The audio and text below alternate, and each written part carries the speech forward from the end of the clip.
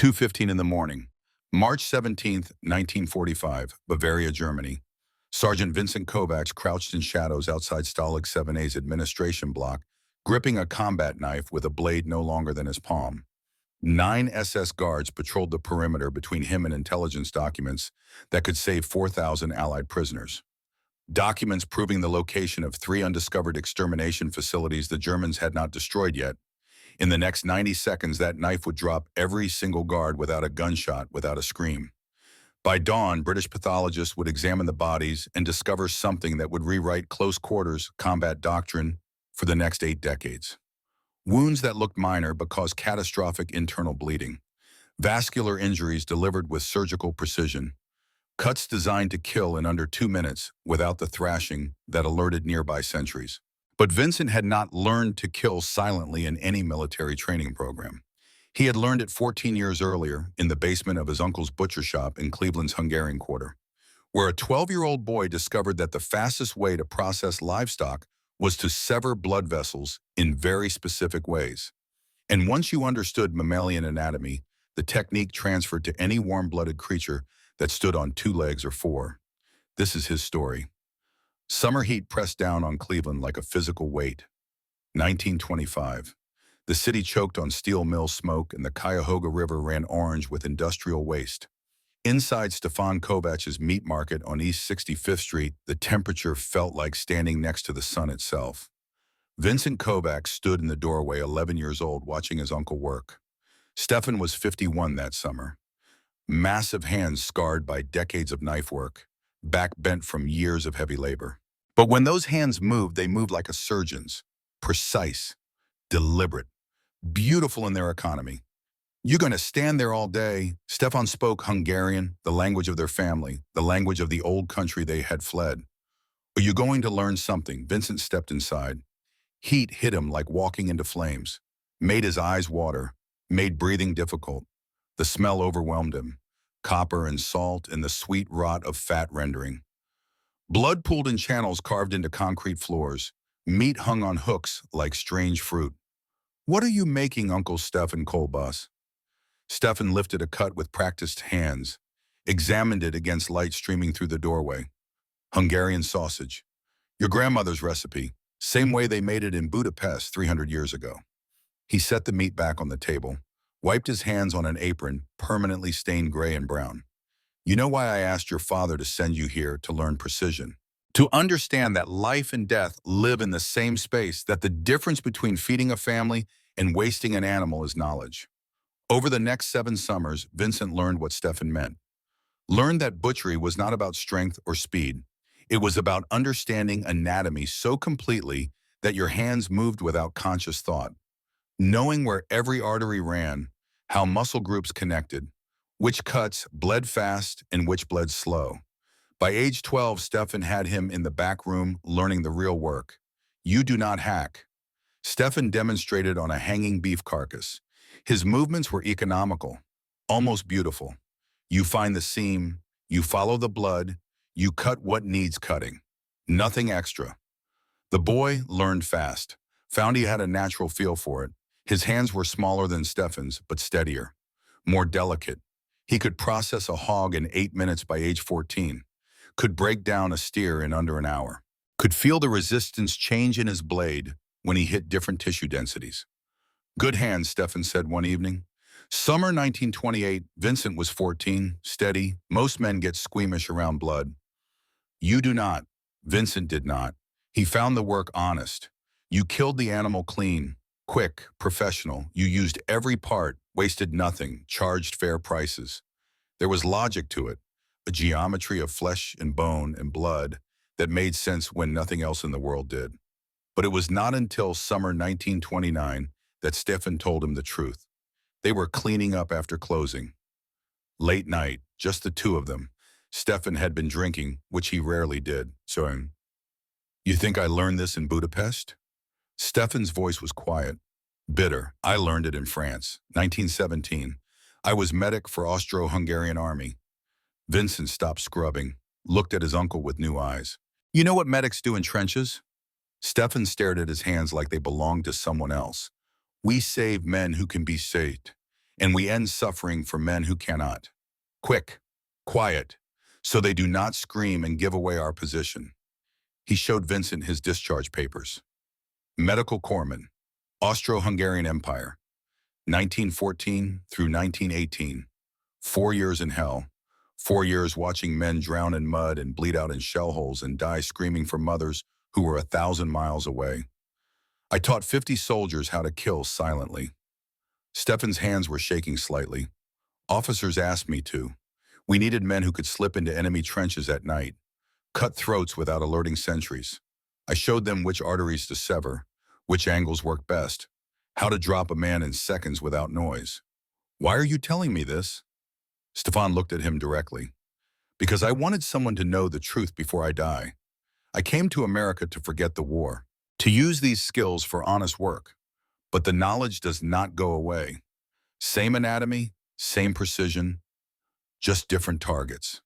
He paused, seemed to be deciding something. I taught 50 soldiers. Those 50 soldiers killed 300 Germans. Clean, silent, professional, just like I taught them. 300 men died because I understood anatomy. Stefan's eyes were wet now. Am I saint or devil, Vincent?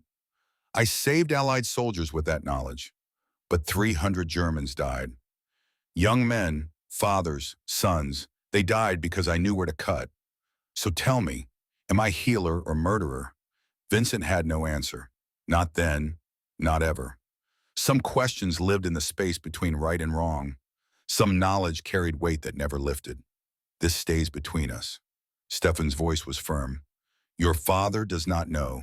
Your mother does not know. Nobody knows. I am telling you because you have the hands, the feel. If war comes again, and everyone says it will, you will need to know these things. Over the next 3 years, Stefan taught him everything, not just butchery, but anatomy, physiology, the vascular geography of mammals, human and otherwise. How blood flowed through the body, where the major vessels ran, how to interrupt that flow with surgical precision. By age 17, Vincent could look at a body and see the invisible map beneath the skin, could identify femoral arteries and carotid vessels and subclavian routes without cutting, could calculate exactly where to place a blade for maximum effect with minimum sound. He never imagined he would use that knowledge on anything but livestock. September 1931. 3 men, late night after closing. Stefan in the office counting the week's receipts. Vincent in the back scraping down the cutting tables. 17 years old, thinking about girls and baseball and whether he would ever own the shop someday. He heard Stefan's voice rise, heard impact of something heavy against the office wall, his uncle's grunt of pain. Vincent moved without thinking, grabbed the boning knife from the sink where he had been cleaning it. 6 inches of flexible steel, thin enough to slide between ribs, sharp enough to split a hair. Found the first robber going through the register. The man turned, saw a skinny 17-year-old holding a knife, laughed. Kid, put that down before you hurt yourself. Vincent drove the blade into the man's femoral artery with the same precise angle he would use on a hanging carcass. The technique Stefan had taught him, the one that came from French trenches. Felt the resistance change. The slight pop as steel parted vessel wall. Stepped back. The robber looked confused. Looked down at his leg where a thin line of blood was appearing through his trousers. Nothing dramatic, nothing like the movies, just a small cut that did not seem serious. He opened his mouth to shout, to threaten, to do something, but his legs went out from under him. He sat down hard on the floor. His face went pale. His hands fumbled at the wound but could not seem to understand what was happening. Within 90 seconds, his skin had gone gray. Within 2 minutes, he was unconscious. Within 3, he was dead from hemorrhagic shock. Blood pressure dropped so low his brain stopped receiving oxygen. Clean, professional, exactly as Stefan had taught. The other 2 ran. Vincent stood there. Knife dripping, first human blood on his hands. It looked the same as pig blood, smelled the same, felt the same on his skin, warm, sticky, metallic. But somehow knowing it came from a person changed everything. Stefan found him standing there, looked at the dead robber, looked at Vincent, put his hand on the boy's shoulder. You protected family.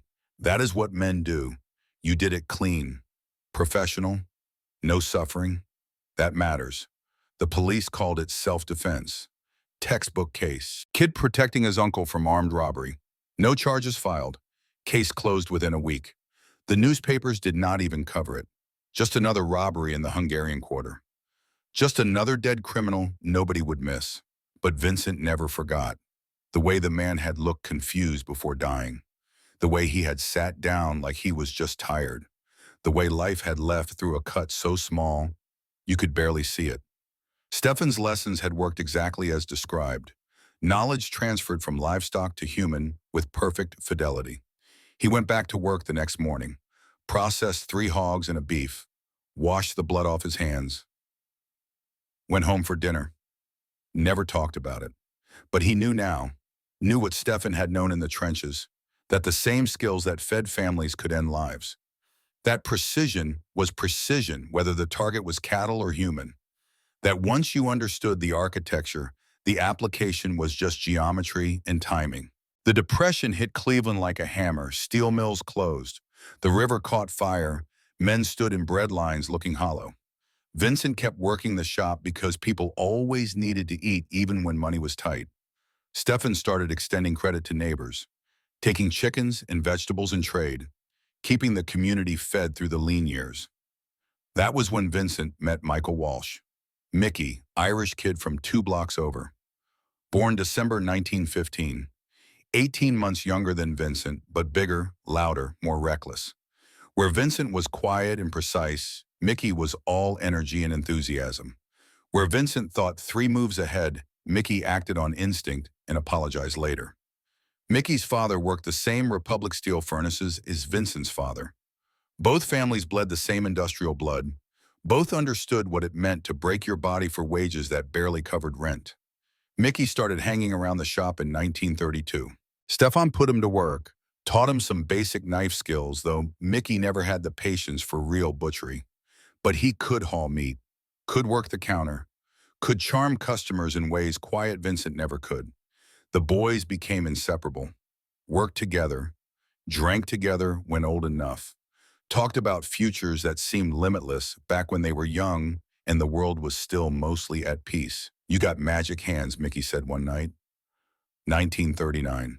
They were 25 and 23, drinking cheap whiskey behind the shop after closing. "I have watched you break down a steer. It is like surgery, like you can see inside the animal before you even cut. It is just practice." "No," Mickey shook his head. "It is talent. You understand things about anatomy most doctors do not know. That is not practice. That is gift." Vincent did not respond, did not mention Stefan's World War I stories, did not mention the 50 soldiers, did not mention that the gift was really knowledge of how to interrupt life systems efficiently. Some things Mickey did not need to know. December 7th, 1941, Sunday afternoon. Vincent and Mickey were at the Walsh house listening to the radio. Football game. Browns playing somebody. They had been drinking beer and arguing about whether Mickey should enlist or wait for the draft. Then the announcement cut through at 1:38 in the afternoon. Japanese attack on Pearl Harbor. Heavy casualties. Declarations of war imminent. Mickey looked at Vincent. "We are going." Vincent nodded. No discussion needed, no debate. They enlisted together December 9th. Walked into the recruiting station on Superior Street. Took the oath together. Became property of the United States Army on the same day. At the train station, Stefan pulled Vincent aside. Away from crowds, away from families crying and fathers standing silent. "Your father does not know what I taught you." Stefan's grip on Vincent's shoulders was strong. "Does not know about the war. Does not know about the 50 soldiers. But you know, and I am telling you now because I will not be here when you come back. Do not say that. I am 67. I am tired." Stefan's eyes were wet. "Whatever happens over there, you remember. The knowledge is not evil. The man using it chooses good or evil. You use it to protect brothers. You use it to end things quickly when there is no other choice. You never use it for anything else." You understand. Vincent understood. Carried Stefan's lessons with him to Fort Benning, to OSS training, to Europe, to every dark night where silence meant survival and mistakes meant death. The Army did not know what to do with Vincent and Mickey initially. Both were too old for regular infantry preference at 27 and 25, too working class for officer training. But Vincent spoke Hungarian and enough German from the neighborhood. Mickey spoke passable Polish. Both could read maps. Both stayed calm under pressure. OSS recruited them in summer 1942, Office of Strategic Services, the Shadow War, intelligence work, operations behind enemy lines where regular soldiers could not go. They trained at facilities whose locations they never learned codes and signals, map reading, how to move through enemy territory without being detected, how to extract information, how to kill when killing was necessary. The OSS issued them standard combat knives, Fairbairn Sykes fighting knives, 7 inches, double-edged, designed by British commandos for silent killing. Vincent tried it twice, found it clumsy. The blade was too rigid, the grip wrong for the kind of precision work he understood. It is designed for stabbing, he told the instructor. I do not stab, I cut. They requisitioned him a Marine Corps KA bar instead. 7-inch blade, single edge, flexible enough to feel what you were cutting. Vincent modified the grip with electrical tape until it fit his hand the way Stefan's boning knife had fit. Kept the edge sharp enough to shave with. Mickey watched him work. You planning to use that for more than opening ration cans if I need to? You know how to kill with it, like actually kill someone? Vincent thought about the robber. Thought about Stefan's 50 soldiers. Stefan taught me a few things. Mickey grinned. I knew there was more to that butcher shop than meat. They deployed to England in January 1943. The invasion was coming. Everyone knew it. Just a matter of when and where. Vincent and Mickey ran reconnaissance operations across the channel, gathering intelligence, mapping German positions, identifying targets. Vincent's first kill happened June 15, 1943, behind German lines. Night patrol, German sentry walking alone through woods. Vincent approached from behind using techniques Stefan had taught, not military tactics, butcher's knowledge. The KA bar went into the man's subclavian artery beneath the clavicle. Vincent's hand over the sentry's mouth, felt the resistance change as steel parted tissue, felt warmth against his knuckles as blood pressure released. The German's body went rigid for 3 seconds, then relaxed. Vincent lowered him silently to the ground. 23 seconds from approach to completion. No noise, no struggle, professional. Mickey appeared beside him. Holy Christ, you just... Vincent wiped the blade clean. Keep moving. No, Mickey's voice was sharp. That was surgical. How did you learn that Stefan taught me anatomy? Vincent's voice was flat. Helps when processing livestock. Turns out it transfers. Over the next year, Vincent killed 4 more. Each time using Stefan's method. Femoral artery in the legs. Carotid in the neck. Subclavian when he could reach it. Cuts that bled fast and quiet. That dropped men in seconds without the thrashing that alerted nearby sentries. German intelligence started noticing. Reports filtered up through Wehrmacht medical officers. Bodies found with narrow incisions. Minimal surface damage. But massive internal bleeding that killed in under 2 minutes. They speculated about Allied operatives using advanced surgical techniques. Medical assassins, specially trained commandos. They never considered the technique came from a butcher shop in Cleveland. That the man killing their soldiers had learned on pigs and cattle long before anyone taught him to fight. June 8, 1944. The mission went wrong because someone talked. Intelligence said German patrol patterns were predictable. That infiltration route was clear. Intelligence was catastrophically wrong. The ambush hit them 2 miles inside German lines. Machine gun fire from 3 positions. Vincent, Mickey, and 1 other operative. The third man died in the first 30 seconds. Mickey took shrapnel in the leg. Went down hard. Vincent dragged him behind a fallen tree. Pressure on the wound. Mickey's blood hot against his hands. Just like the robber. Just like the livestock. Same color. Same smell. But this was Mickey. His brother. Go. Mickey's voice was tight with pain. Get out. I will cover. Not leaving you. German voices shouting. Getting closer. Flashlight sweeping. They had maybe 30 seconds. Vincent made the decision that would haunt him the rest of his life. He ran, left Mickey wounded behind that tree, because two men could not move fast enough and one had a chance. He heard Mickey start firing, heard the return fire, then heard Mickey scream, not pain, anger, defiance, then silence that meant something terrible and final. Vincent reached British lines at dawn, covered in Mickey's blood, reported what happened, requested immediate rescue mission. Too risky, the OSS commander said. Too deep in German territory. Too much risk for one man. He is not just one man. Vincent's voice was shaking. He is my brother. He is one operative. The math does not work. 2 days later, Vincent snuck back across German lines alone, against orders, tracked to where the ambush had happened. Mickey was still there. The Germans had left him. They had executed him. Multiple stab wounds, brutal, sloppy, everything Stefan had taught against. Mickey had died screaming, died suffering, died the wrong way. Vincent knelt beside his brother's corpse, touched the wounds, counted them. 14 separate cuts. None of them clean, none of them precise. Whoever killed Mickey did not know anatomy, did not know the quick ways, had just hacked and stabbed until Mickey stopped moving. Rage built in Vincent that was cold and precise. The kind that plans, the kind that remembers, the kind Stefan had warned about. You never use it for revenge, Stefan had said. You use it to protect, to end suffering, not to cause it. But Mickey was dead, and someone had made him suffer. And Vincent had the skills to find them and make sure they never made anyone else suffer that way.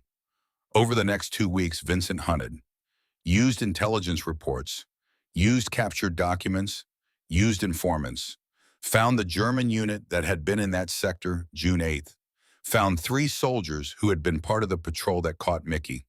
June 15th, first target, German corporal, alone in a barn. Vincent used Stefan's method, clean, fast, no suffering. Femoral artery, the man died confused but not in pain, 90 seconds from cut to unconsciousness. June 19th, second target, German sergeant, night patrol. Vincent found him smoking behind a supply depot. Subclavian artery, the man barely had time to register surprise. 45 seconds from cut to death. June 24th, third target, the one who had Mickey's blood on his uniform when intelligence photographed the unit 3 days after. Vincent took longer with this one. Not torture, but not quick either. Made sure the man knew why this was happening. Made sure he understood it was payment for Mickey. Carotid artery, but shallow cut, slow bleed. The German had maybe 3 minutes of consciousness. Vincent stayed with him. Watched him die. Made it personal. Then Vincent went back to British lines. Filed reports about successful reconnaissance operations. Said nothing about the 3 Germans. OSS commanders noted improved intelligence gathering. Gave him commendations. Never knew he had been settling accounts for his brother. By March 1945, Vincent had killed 23 Germans using techniques learned in Stefan's shop. Each time leaving Wehrmacht officers confused about how Allied operatives were eliminating their soldiers with such precision. And each time carrying Mickey's memory. Using Stefan's knowledge. Applying skills learned on livestock to protect brothers who could not protect themselves. The OSS wanted one more mission, something bigger. Something that would require every bit of knowledge Stefan had taught and every hour Vincent had practiced. They wanted him to infiltrate Stalag 7A, kill 9 guards, retrieve documents that could save thousands. Vincent said yes. For Stefan, for Mickey, for all the men who died wrong when dying right was possible. He spent 2 weeks preparing, studying reconnaissance photos, memorizing guard positions, calculating approach angles, timing himself on practice courses. March 16, 1945. The OSS inserted him 6 miles north of Stalag 7A after dark. He moved through forest carrying nothing but the KA bar, a suppressed well-rod pistol for emergencies, and canvas satchel for documents. Reached the perimeter at 1:45 in the morning. Settled into tree line. Watched guard rotation for 30 minutes. Confirmed patterns matched reconnaissance reports. 9 guards. 3 on western fence. 2 at administration building entrance. 4 patrolling interior compound. Searchlights swept perimeter every 40 seconds. Guard positions overlapped. If one fell, others would see within 10 seconds, unless they all fell within the same 10 seconds. Vincent waited, felt the weight of the KA bar, Stefan's lessons in his hands, Mickey's memory in his heart. 14 German soldiers already dead from this knowledge, 9 more about to join them. And after that evidence that would help hang 12 SS officers at Nuremberg.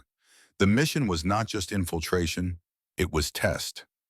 Could Stefan's butcher shop technique really work on 9 simultaneous targets? Could 14 years of training and 14 months of combat experience combine for one perfect 90 seconds? Could knowledge that began with livestock end with saving thousands?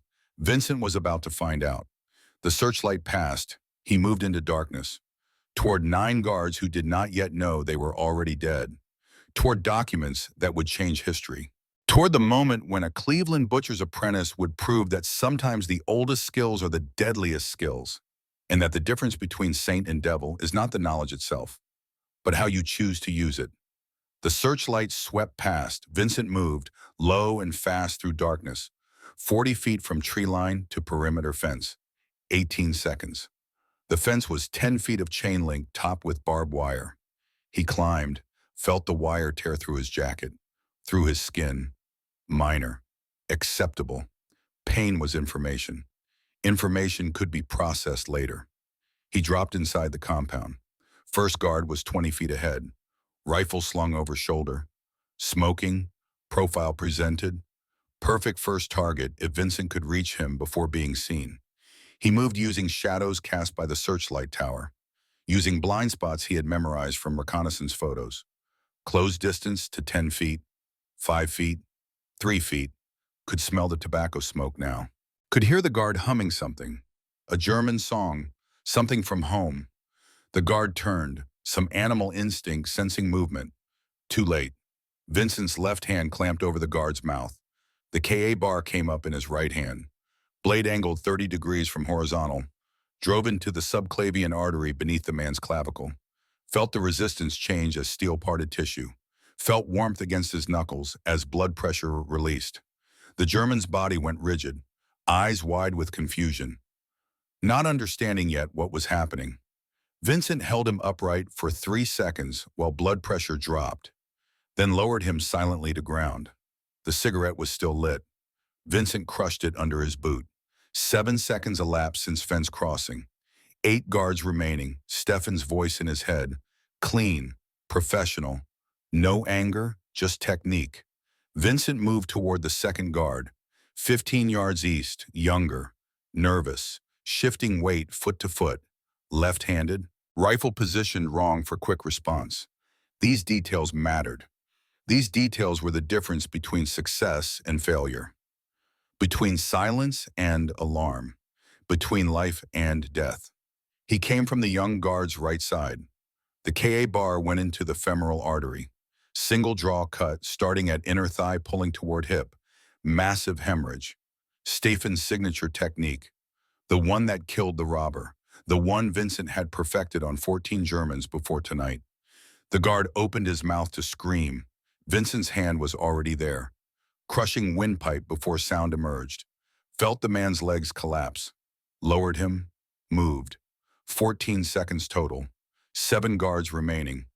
The third guard on fence line stood near storage shed, sheltered from wind, facing partly toward Vincent. Impossible to approach from behind without being seen. This required different geometry, different thinking. Vincent picked up a stone, threw it 10 feet to the guard's left. Classic misdirection. The man's head snapped toward sound. Muscle memory training, exactly what Vincent needed. The moment the guard's eyes tracked the sound, Vincent closed distance. Came from the right.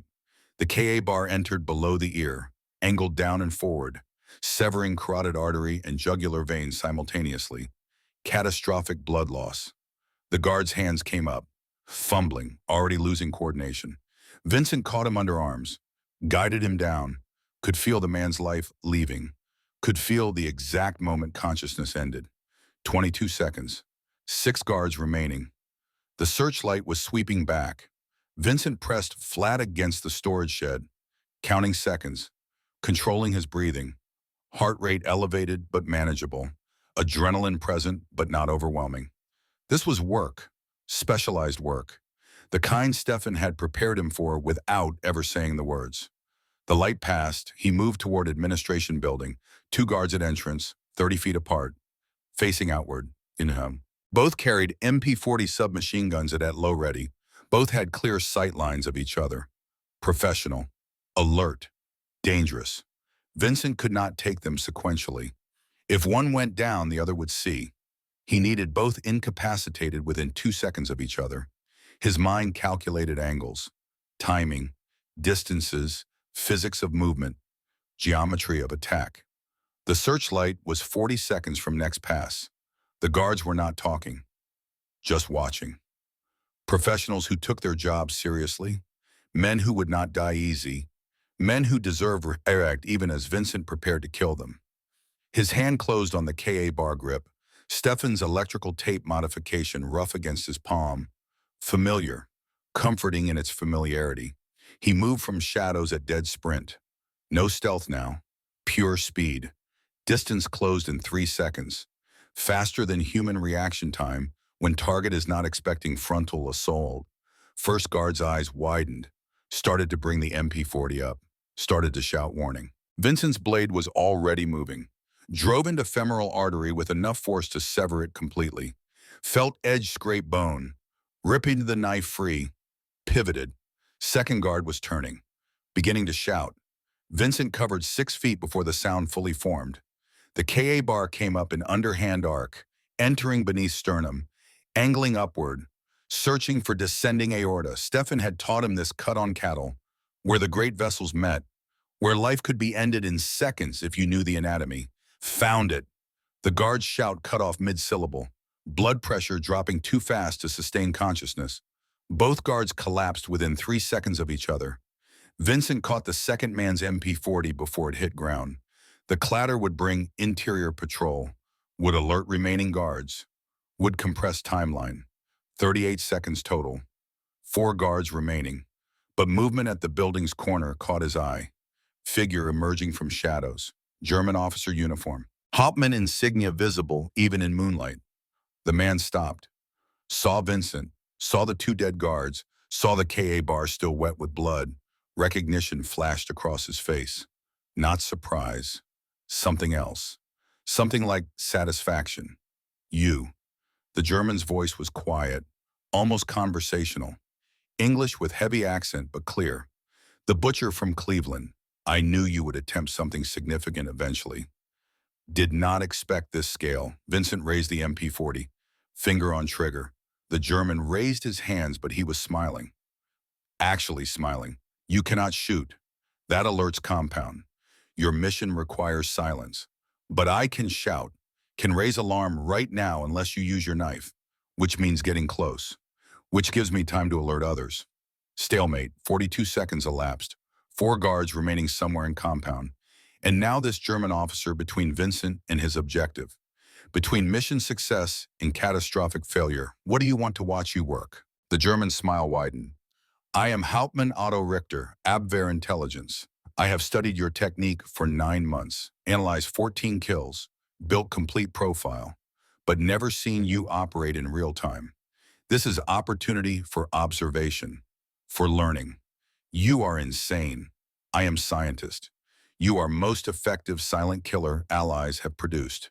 Your technique will change warfare. I want to document it, understand it, perhaps teach it to our own operatives.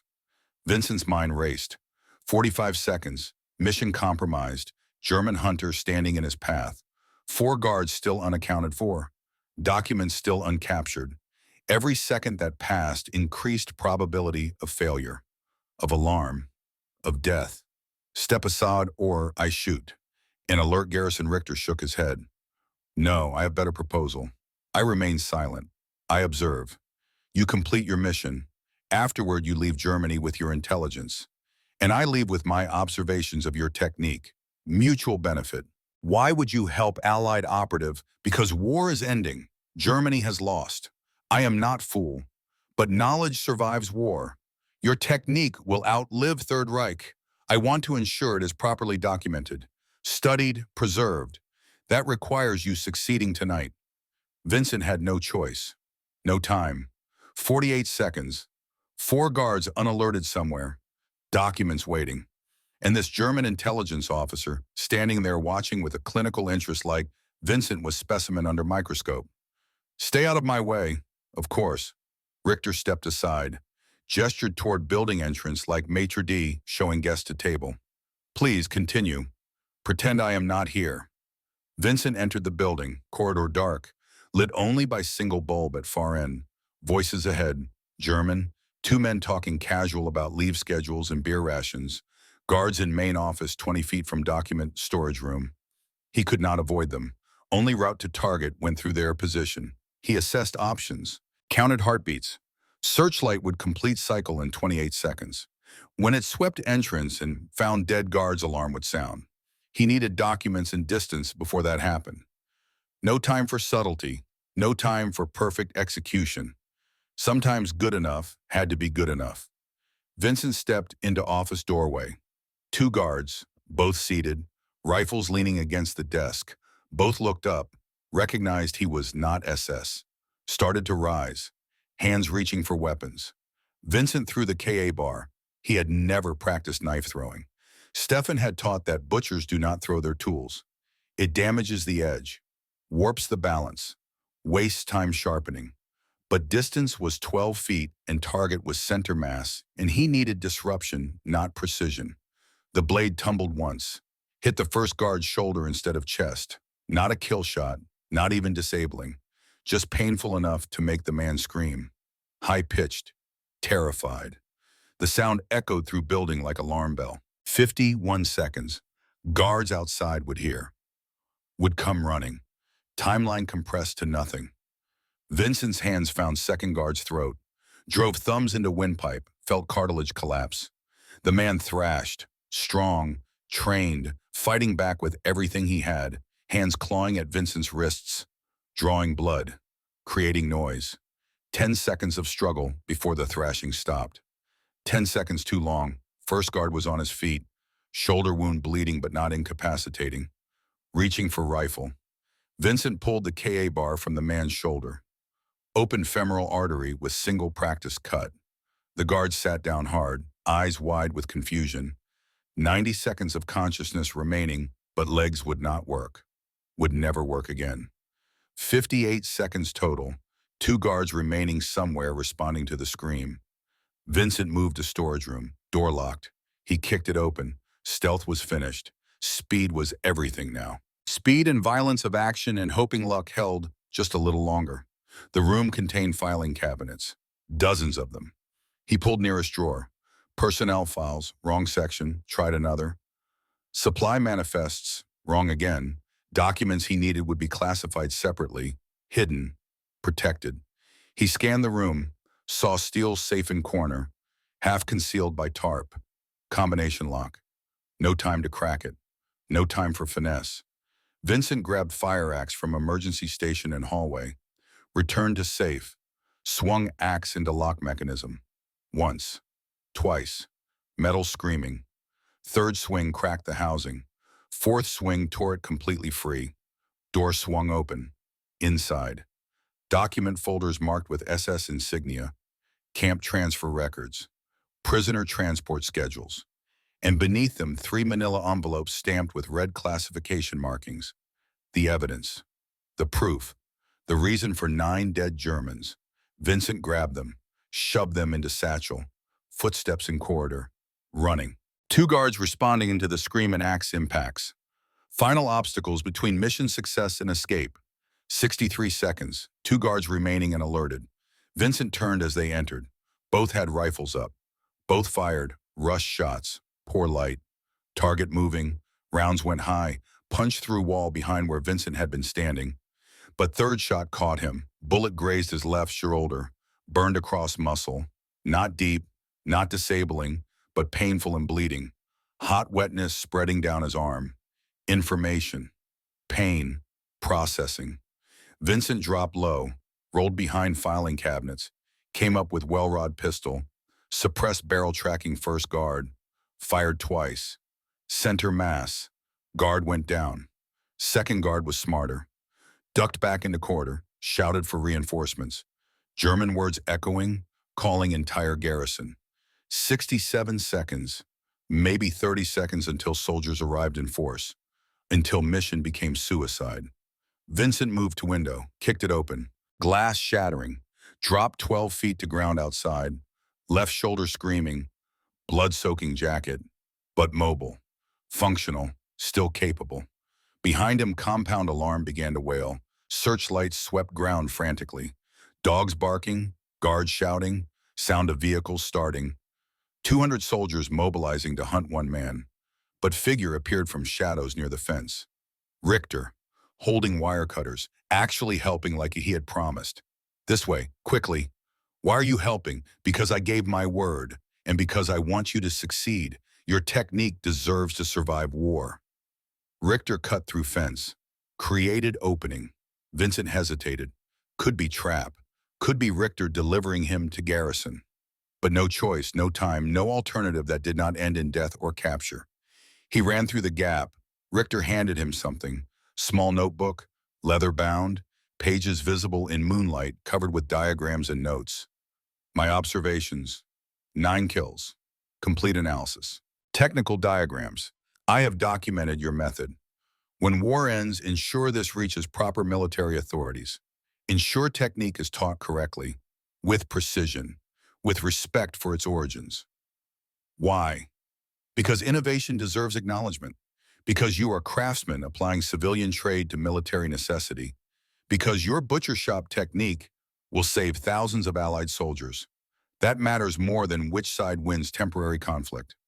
Vincent took the notebook, ran toward Forest. Behind him, Stalag 7A's garrison mobilized. Searchlights, dogs, vehicles. 200 soldiers hunting one wounded American with documents that would hang 12 SS officers at Nuremberg. But Vincent had the evidence, had completed mission, 73 seconds of execution, 9 guards dead, objective achieved, except he was wounded and bleeding, and had 200 Germans between him and extraction point 6 miles away through enemy territory. Vincent moved through Forest, left shoulder on fire, blood loss making him dizzy, vision blurring at edges, 2 hours until extraction, 6 miles through darkness, wounded, pursued, hunted by professionals who knew terrain better than he did. German search parties spread through woods, dogs barking closer, flashlights sweeping, professional manhunt, organized, methodical, inevitable. Vincent used every evasion technique OSS had taught, moved through streams to break scent trail, changed direction randomly, doubled back, created false trails. But blood loss was slowing him, hands shaking, coordination degrading. Mickey's face appeared in his mind, Mickey bleeding out, Mickey dying wrong. This could not be how Vincent died. Not after killing 9, not after retrieving documents, not after everything. He tore strips from his jacket, bound shoulder wound, pressure, elevation, basic field medicine Stefan had taught from his World War I experience. The bleeding slowed, not stopped, but manageable. Vincent forced himself to keep moving, one foot in front of other, mechanical, automatic, survival. 3 hours later, he reached extraction point. OSS team was waiting, saw him stumble out of tree line, caught him before he fell. You get them, team lead asked. Vincent handed over satchel. Documents inside. 3 facilities. Evidence for Nuremberg. And you are bleeding. Just graze. Vincent's vision was swimming. 9 guards down. All clean. Technique worked. He passed out. Woke 2 days later in Allied Field Hospital. Left shoulder bandage. Blood transfusion. Antibiotics for infection. Alive against odds that should have killed him. The documents had reached Allied intelligence within 24 hours. Confirmed locations of 3 extermination facilities. British forces reached sites within a week. Found gas chambers. Found crematoriums. Found mass graves. Found evidence that would convict 12 SS officers at Nuremberg. Found proof of horrors that needed documentation. That needed witnesses. That needed justice. Vincent's name never appeared in any report. The OSS filed Operation Stalag 7A as successful intelligence retrieval conducted by unnamed operative. Classified, Secret. Anonymous. Exactly how Vincent wanted it. April 1945. The war was ending. Everyone could feel it. Germany collapsing from both sides. Soviets from east. Americans and British from west. Just matter of time now. Days or weeks, but not months. The OSS filed paperwork, mission reports, casualty assessments, recommendations for commendations. Colonel Harrison recommended Vincent for Silver Star. Recommendation denied. OSS operations were classified. Medals required public documentation of actions that could not be made public. Security took precedence over recognition, secrecy over honor. Instead, Vincent received promotion to lieutenant and reassignment to training operations, teaching new OSS recruits infiltration techniques, how to move behind enemy lines, how to extract intelligence, how to survive when the survival seemed impossible. But he never taught Stefan's technique, never showed anyone the vascular geography or precision cuts, or how to drop a man in 90 seconds. That knowledge stayed private, personal, sacred, between him and Stefan and the 23 Germans who died from it. 3 federal agents in suits came to his temporary quarters 2 weeks after the mission. War Crimes Investigation Division. They had photographs, crime scene images from Stalag 7A, 9 bodies, close-ups of wounds, medical examiner notes, German confusion documented in official reports. Lieutenant Kovacs, first agent opened briefcase. German doctors who performed autopsies were confused. Knife wounds consistent with surgical precision. Vascular injuries that caused massive hemorrhage but minimal external trauma. How does single operative kill 9 guards without alerting compound? Vincent looked at photographs, saw his handiwork, saw Stefan's lessons applied with perfect fidelity, said nothing. Some answers could not be given. Some knowledge could not be shared. We need to know if this technique can be documented, codified, taught to other operatives. The agent leaned forward. Intelligence suggests this could revolutionize close quarters combat, reduce casualties, increase mission success rates. We are prepared to offer significant compensation for your cooperation. It cannot be taught. Not really. Why not? Because it is not something you teach in classroom. It requires feel, judgment, understanding that comes from working with your hands 7 years. You cannot put it in manual, cannot demonstrate it on training. Dummy, it is craft, not science. We would pay well. $30,000 per year, consultant position.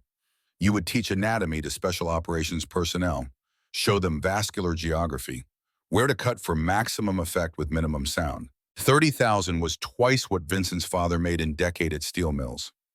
Enough to buy house, start family, live comfortably.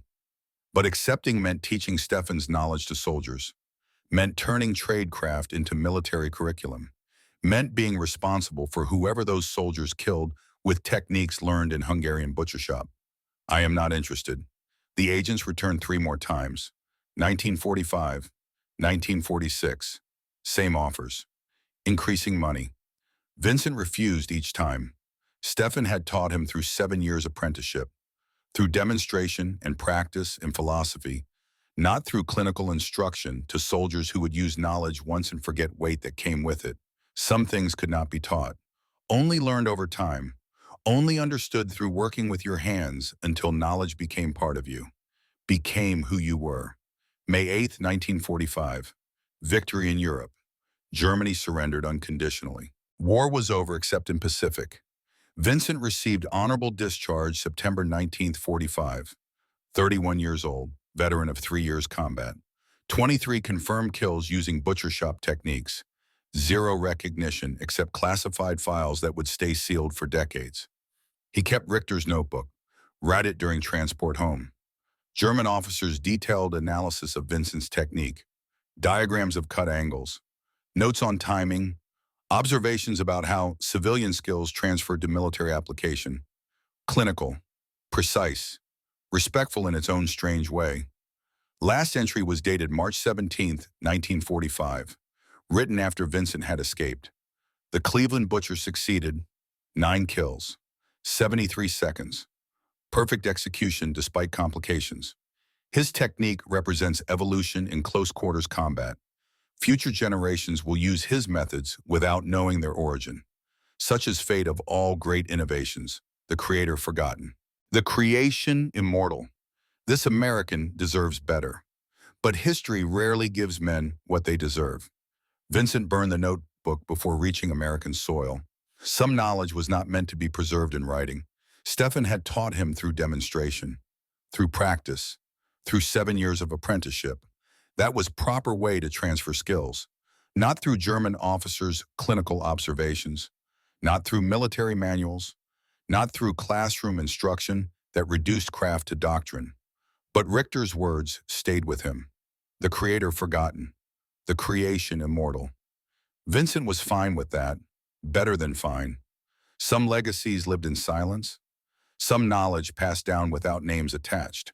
Some innovations changed world while creators remained anonymous. That was enough. That was everything.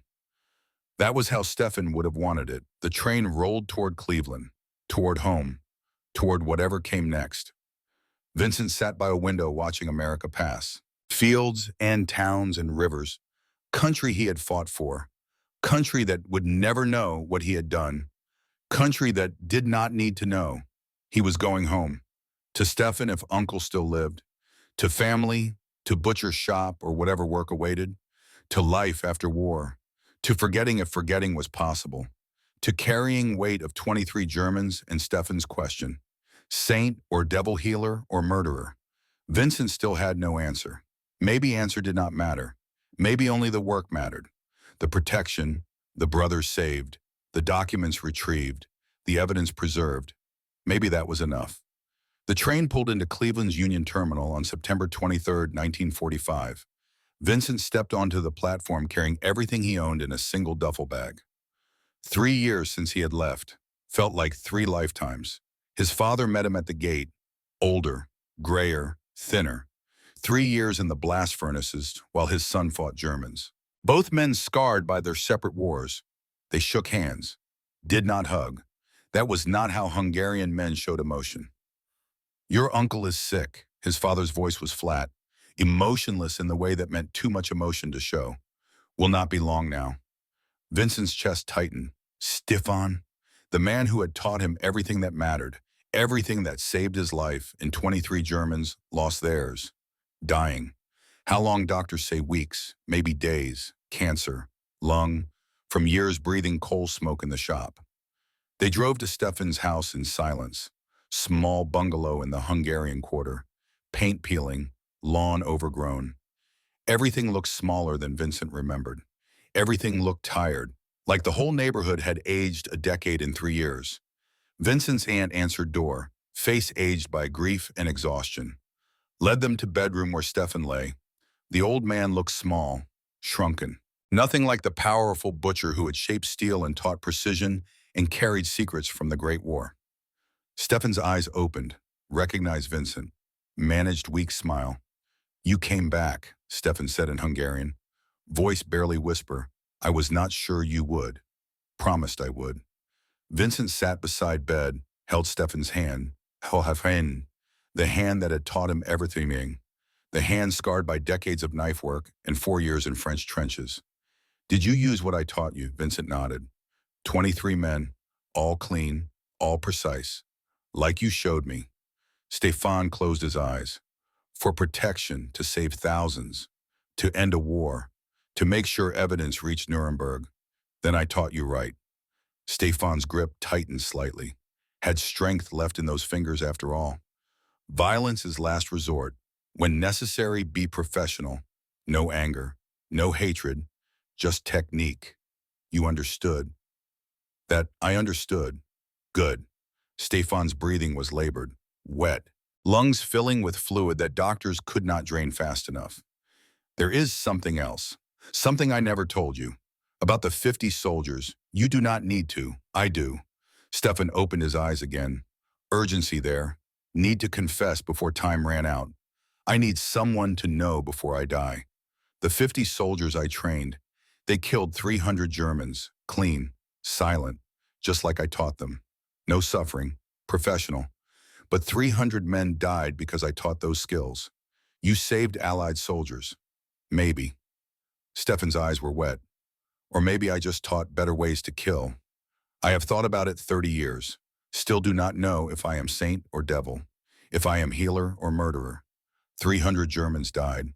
Young men, fathers, sons, they died because I understood anatomy. He paused, struggling for breath, struggling for words. Now you have killed 23, using same knowledge, same techniques. Are we saints or devils, Vincent? Did we save lives or just make killing more efficient?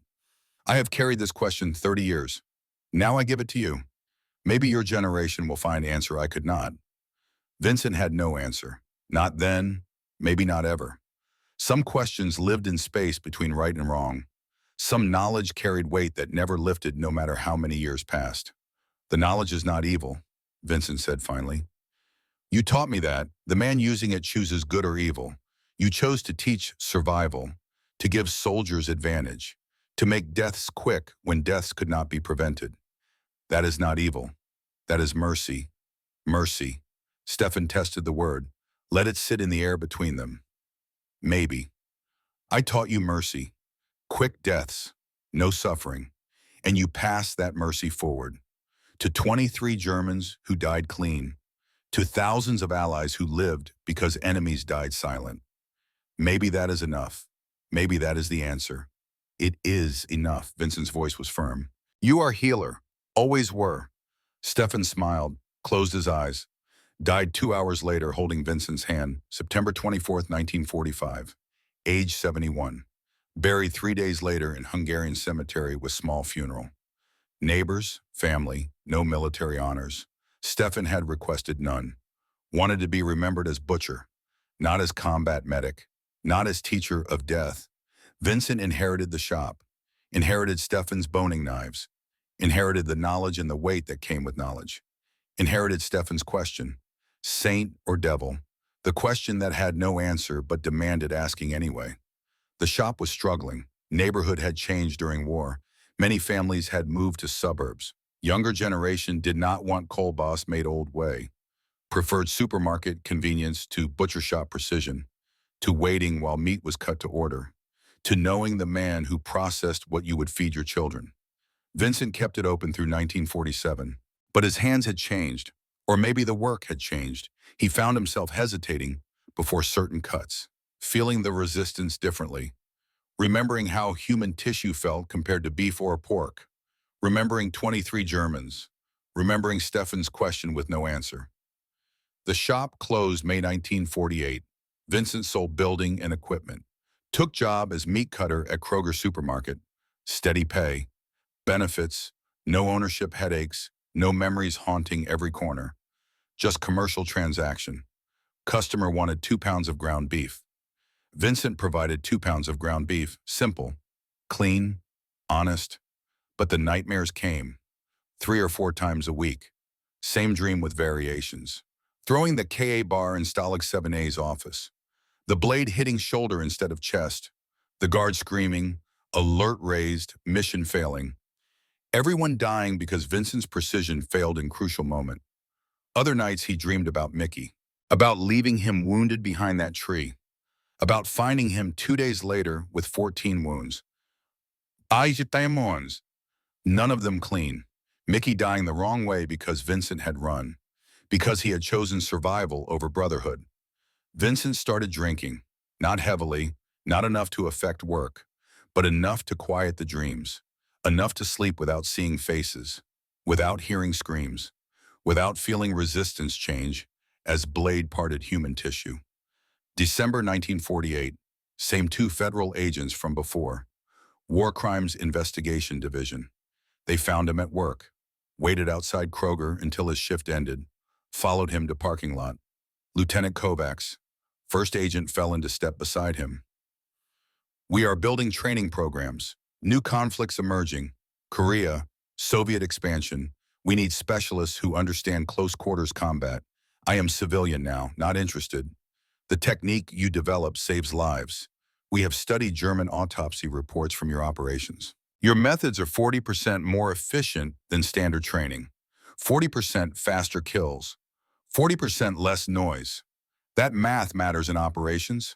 I did not develop anything. I am butcher. I just knew anatomy. Exactly. Second agent opened briefcase. Pulled out documents covered in official stamps and classifications.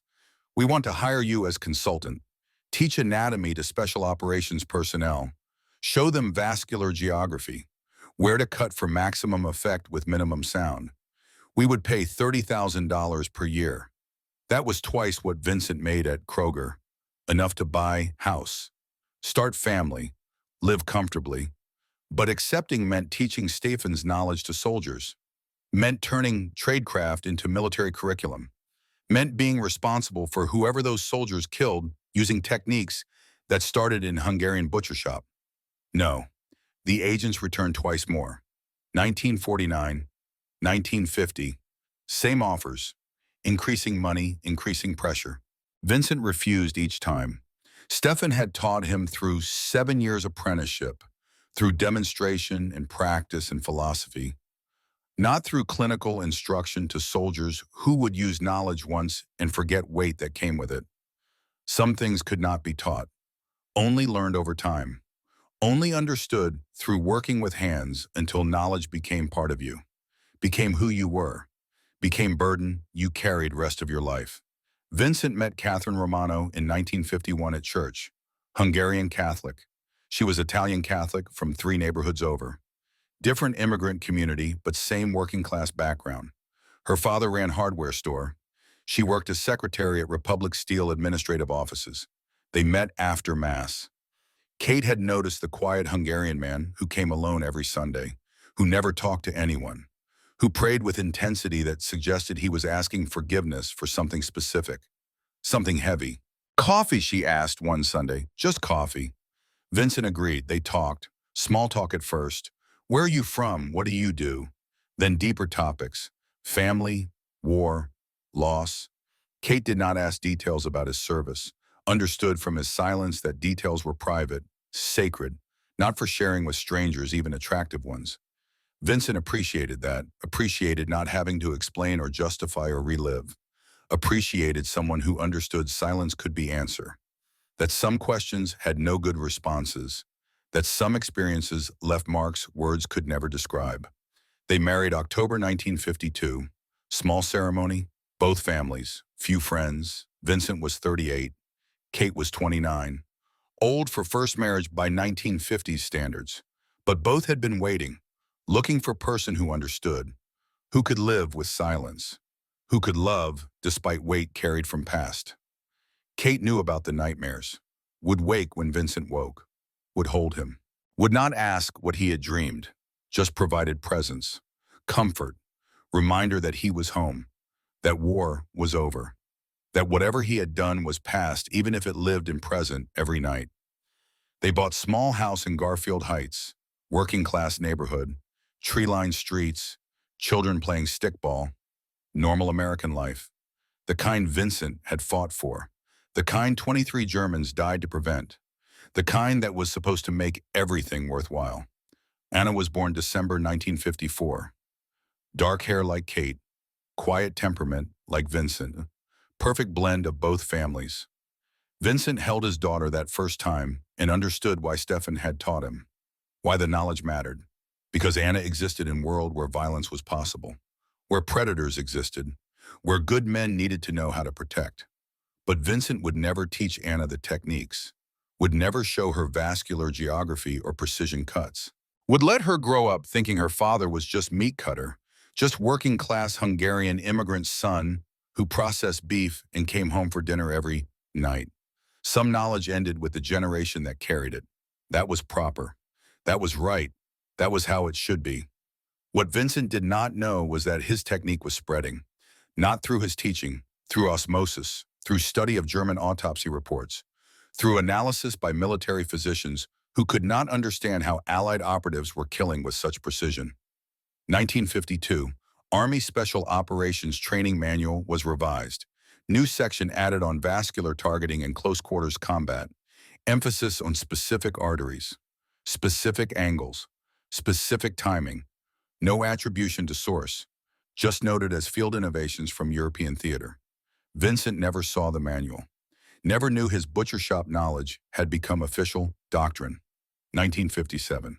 Marines adopted similar techniques. Training focused on anatomy, on understanding blood flow and pressure, on making cuts that killed fast with minimal sound. Instructors taught without knowing techniques originated with Hungarian butcher's apprentice, who learned on livestock, 1963. Special Forces expanded curriculum, added detailed diagrams of human vascular system, taught soldiers to think like surgeons, to understand physiology, to apply medical knowledge with lethal precision. Each iteration refined technique, added improvements, corrected minor inefficiencies.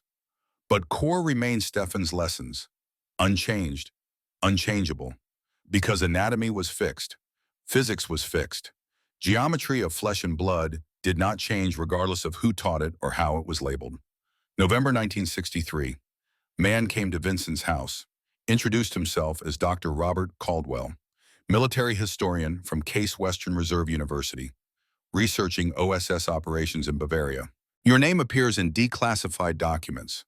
Dr. Caldwell was young, earnest, excited by history like it was puzzle to solve rather than lives lived and lost. Operation Stalag 7A, March 1945. Intelligence retrieval, 9 German guards eliminated. Can you tell me about it? Vincent invited him inside, made coffee, answered factually but without detail, confirmed dates, locations, objectives, declined to discuss methodology. Some things were not for academic papers. Some knowledge was not meant for public consumption. I am trying to understand how single operative achieved what you achieved. 9 guards eliminated without alerting compound. It is unprecedented in intelligence operations.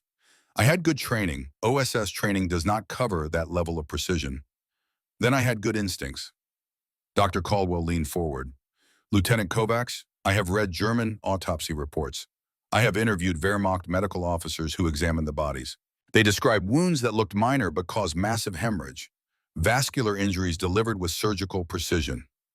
Where did you learn that Vincent thought about Stefan? About 7 years in butcher shop. About weight his uncle had carried 30 years. About whether knowledge itself was evil or only its application. My uncle taught me anatomy. Vincent's voice was quiet. He was butcher. I was his apprentice. That is all. Dr. Caldwell published his book in 1967, 3 pages devoted to Operation Stalag 7A, called it one of most successful infiltration operations of the war, noted that specific tactical details remain classified. Vincent's name appeared once in footnote. The book sold poorly. Vincent never read it. Kate bought copy, put it on shelf in living room. Vincent saw it there every day but never opened it. Some stories did not need to be read. They were lived. That was enough. Training manual was published 1972 by Army Special Operations Command. Section on silent elimination techniques bore striking similarity to methods Vincent had used. Emphasis on vascular targets, specific angles, timing based on human physiology, manual credited field observations from multiple operations, no attribution to specific operatives, no mention of Stefan's meat market, no recognition that techniques originated with civilian tradesmen teaching his nephew honest work. Former OSS colleague called Vincent. They are teaching your technique. Every special operations soldier learns it now. It is standard doctrine. Good, Vincent said. Maybe they will use it to save lives. You could claim credit. Get recognition. I do not want recognition. I wanted war to end. It did. He hung up. Never mentioned conversation to Kate. What was there to say that his butcher shop knowledge had become military standard? That Stefan's lessons were now taught at Fort Bragg and Quantico, that thousands of soldiers used techniques without knowing they originated with Hungarian immigrant who fled revolution and ended up teaching death alongside Kolbas. The knowledge had outlived its creators. That was what Richter had predicted. The creator forgotten. The creation immortal.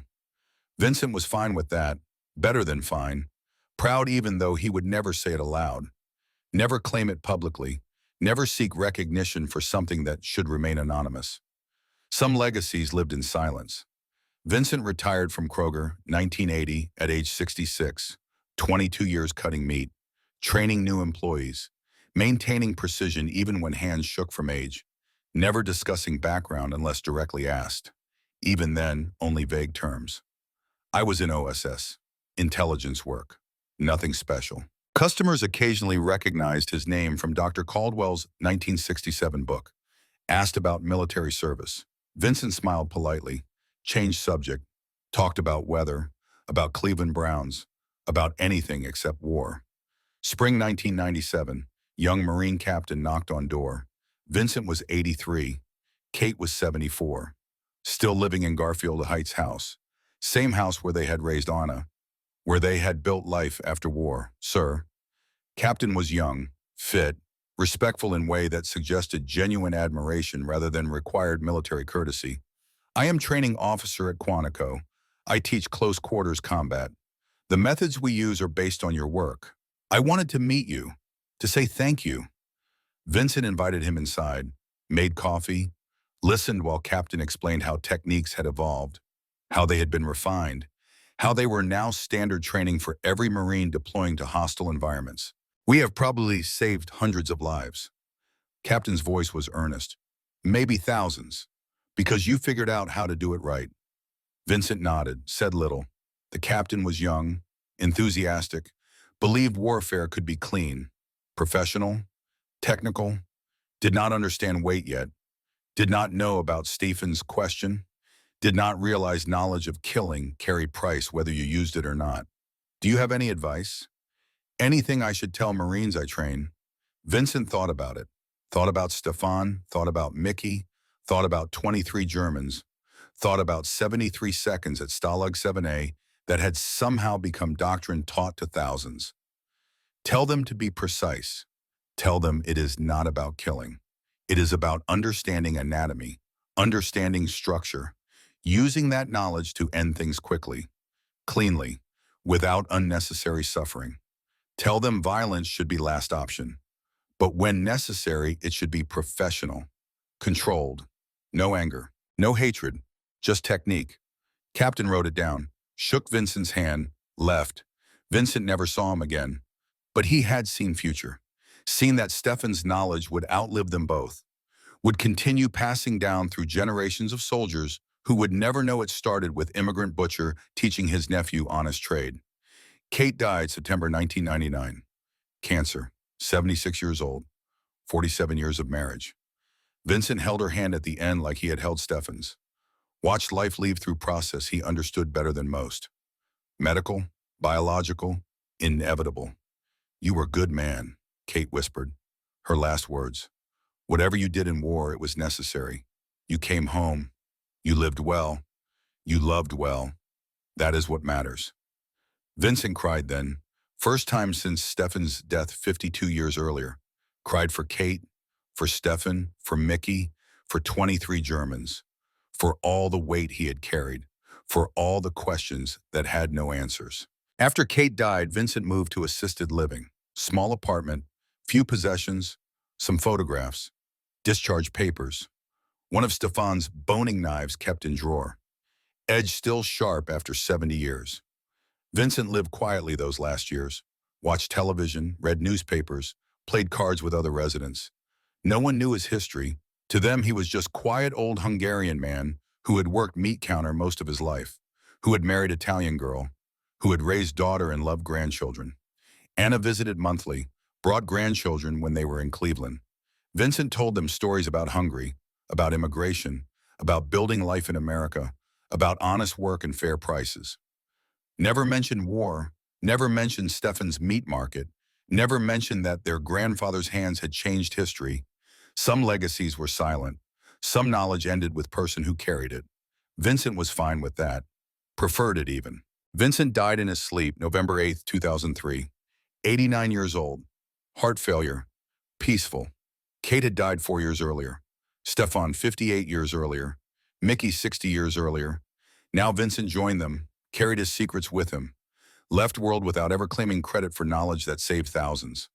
The obituary in Cleveland Plain Dealer was 4 paragraphs.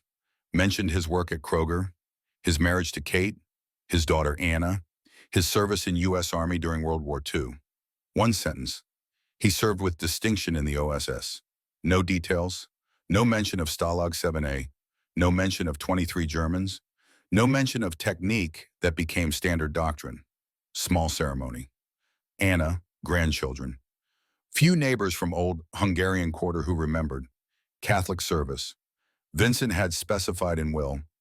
No military honors. No ceremony beyond simple burial. 3 men in their 60s attended. Stood at back, did not introduce themselves. Former OSS colleagues who had tracked Vincent through years, who knew what he had done, even if world did not. They saluted when casket was lowered, placed something on grave after everyone left. Challenge coin, OSS insignia, unmarked except single word engraved on reverse. Precision. 6 years after Vincent's death, military historian at Naval War College was researching silent elimination techniques for classified study. Dr. Sarah Martinez. She had spent career analyzing special operations evolution. She found 1972 training manual, traced techniques back through operational reports, found Vincent's name in declassified OSS documents, cross-referenced with German autopsy reports, interviewed the Marine captain who had visited Vincent in 1997. She calculated casualty rates before and after Vincent's techniques became standard doctrine, ran statistical analysis, conservative estimates, peer-reviewed. The numbers were staggering. Between 1945 and 2009, approximately 2,400 American and Allied Special Operations personnel had survived missions that would have failed using previous methods. Vincent's technique reduced silent elimination operation failures by 63%. His approach to vascular targeting became foundation for every close-quarters combat program in Western Military Alliance. Dr. Martinez published her findings in Classified Military Journal, January 2009. The paper spread through special operations community. Commanders read it, training officers studied it. The name Vincent Kovacs went from footnote to legend overnight. She traveled to Cleveland, March 2009. Found building where Stefan's shop had operated. Bodega now, windows barred, old neighborhood unrecognizable. She interviewed elderly residents who remembered Vincent, remembered Stefan. He worked in his uncle's shop, old woman said, 94 years old. Hungarian accent still thick after 8 decades in America. Stefan taught him to butcher. Boy was good at it, had feel for work, very precise, very clean. Dr. Martinez understood then. The technique had not originated in military training. It had originated in practical knowledge of working-class tradesmen. It had been adapted from civilian work to military necessity. It had saved thousands because Hungarian kid learned his uncle's trade and applied that knowledge when circumstances demanded. She wrote second paper, classified, distributed only to special operations commanders. The paper argued that most effective military innovations often came not from tactical doctrine, but from individual expertise transferred from civilian contexts. That military should look for personnel with specialized hands-on skills. Mechanics, craftsmen, technicians, find ways to adapt that knowledge to operational requirements. The paper changed nothing about doctrine, but changed how some commanders viewed recruitment, started them asking different questions, looking for different backgrounds, understanding that butcher's apprentice might have more valuable knowledge than West Point graduate for certain missions. By 2010, Special Forces recruiters were specifically seeking candidates with technical civilian skills. Paramedics, EMTs, butchers, welders, auto mechanics, anyone who understood systems, who could diagnose problems, who could fix things or end things with equal precision. The shift was subtle, but real, and it traced back to Vincent Kovacs, to Stefan's meat market, to lessons taught through 7 years of working with cattle and pigs, to knowledge that started with feeding families and ended with saving soldiers. Dr. Martinez visited Vincent's grave, Holy Cross Cemetery, December 2009. Standard military headstone, name, rank, dates of service. Nothing about OSS, nothing about Stalag 7A, nothing about technique that became standard doctrine. She placed flowers on grave, stood silently, tried to imagine the man, the boy who learned butchery, the soldier who learned killing, the civilian who lived quietly, who refused recognition, who died unknown, who saved thousands without ever claiming credit. She noticed something, fresh flowers already there, recent, still vibrant. Cemetery groundskeeper approached. Happens every year. November 8th. Different people. Never same person twice. Been happening since he died. All of them military, special operations types. You can tell by how they stand, how they salute. Who are they? Do not know. Never ask. But they come, they pay respects. They understand something about this man that rest of us do not. Dr. Martinez understood too. Understood that every soldier trained in Vincent's techniques was walking embodiment of his legacy. That every mission that succeeded because operators knew vascular targeting was proof, his knowledge mattered. That every family who got father or son or daughter back alive owed partial debt to Hungarian butcher's apprentice. Today, special operations soldiers worldwide learn Vincent's techniques. They do not call them Kovacs methods. Do not credit Hungarian butcher's apprentice. Just learn anatomy, learn vascular geography, learn precise cuts that kill fast with minimal sound. They learn without knowing. Knowledge started with immigrant teaching Sheffield how to process hog in 8 minutes, how to follow blood, how to make clean cuts, how to respect animal and use every part. They learn without knowing their instructors to instructor. Learn from someone who analyzed German autopsy reports from 23 bodies Vincent left across Europe. The chain of knowledge is long, twisted, anonymous, but unbroken. Every November 8th, someone places fresh flowers on Vincent's grave. Different special operations veterans each year. Navy SEALs, Army Rangers, Marine Force Recon, Air Force Pararescue. All services, all branches, all understanding that man buried beneath standard military headstone changed their profession forever.